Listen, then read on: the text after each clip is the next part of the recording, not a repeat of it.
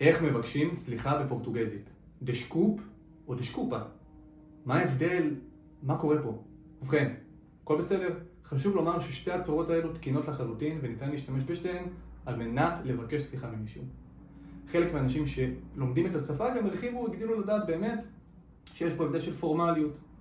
הצורה הפורמלית, המכובדת, המנומסת, היא דשקופ, והצורה הבלתי פורמלית, או הידידותית אפילו נאמר, היא דשקופה. זה נכון לחלוטין. אך אני מוסיף ושואל על זה, למה? מה עושה כל צורה פורמלית או בלתי פורמלית? מאיפה זה מגיע בכלל?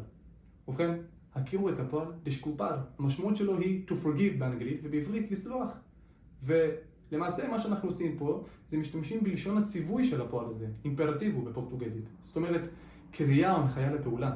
בניגוד לעברית שאנחנו מבקשים סליחה כך, סליחה. כאילו, סליחה הייתה מעין שם עצם שאנחנו מציגים לבן אדם שמולנו. אנחנו בפורטוגזית משתמשים בצורת הציווי.